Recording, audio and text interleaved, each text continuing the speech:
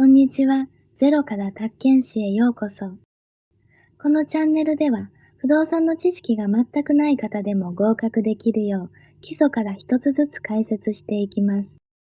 第1回の今日は、宅建士とはどんな資格なのか、そして試験の全体像を見ていきましょう。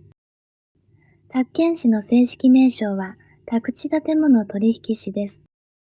土地や建物の取引は、金額が大きく、専門知識のない下主は不利な契約を結んでしまう恐れがあります。そこで、取引の重要なポイントを専門家がチェックし、説明する。それが宅建士の役割で、法律に基づく国家資格です。宅建士には、宅建士にしかできない仕事が3つあります。1つ目は、契約の前に行う重要事項の説明。2つ目は、その内容をまとめた35条書面への記名。3つ目は、契約内容を記載した37条書面への記名です。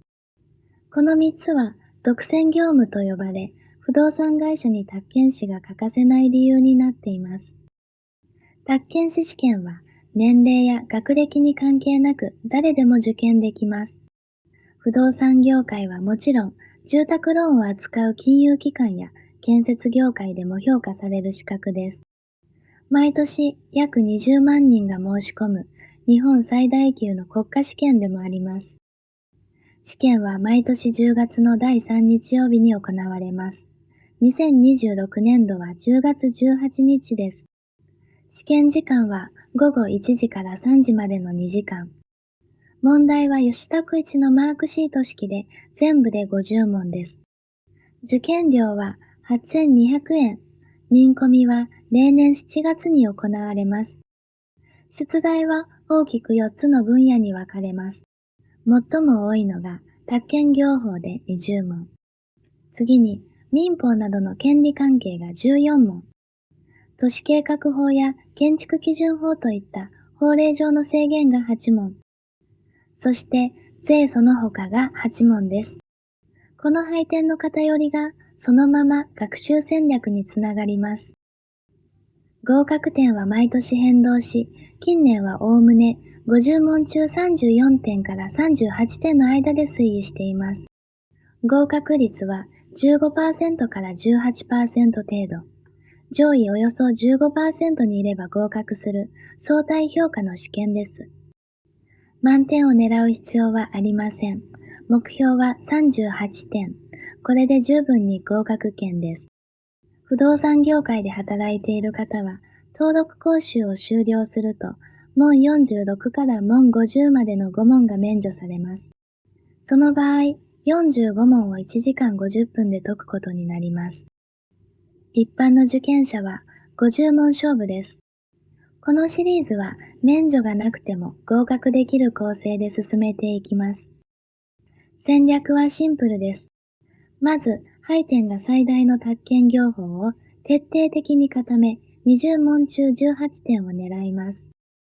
法令上の制限は数字の暗記が中心なので、繰り返しの学習で確実に取ります。範囲が広い権利関係は、品質テーマに絞って深追いしないこと。税、その他は直前期の対策で十分です。合格に必要な学習時間は一般に300時間前後と言われます。3ヶ月で合格を目指すなら1日3時間程度が目安です。そして合否を分けるのはテキストを読む時間よりも問題を解く時間。過去問と一問一答の反復が最短ルートです。試験に合格したら次は都道府県知事への登録です。登録には2年以上の実務経験が必要ですが、実務経験がない方も登録実務講習を修了すれば登録できます。その後、宅建士証の交付を受けて、晴れて宅建士として仕事ができるようになります。ラマ、タンドテニネイリマシャーテテテティジャマス。ここで今日のクイズです。宅建士でなければできない仕事は次のうちどれでしょうか？ A は物件の広告を作る。B は重要事項の説明をする。C は売買代金を受け取る。少し考えてみてください。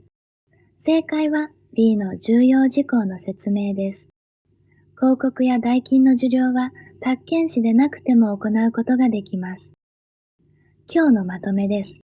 宅建士は不動産取引の安全を守る国家資格で独占業務が3つある。試験は毎年10月4択50問で、目標は38点。学習は配点が最大の宅建業法から始める。この3点を押さえておけば十分です。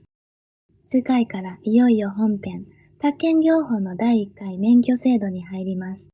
そもそも宅建業とは何か、誰の免許が必要なのか、基本の仕組みから解説します。この動画が役に立ったら、高評価とチャンネル登録で応援していただけると嬉しいです。それでは次回お会いしましょう。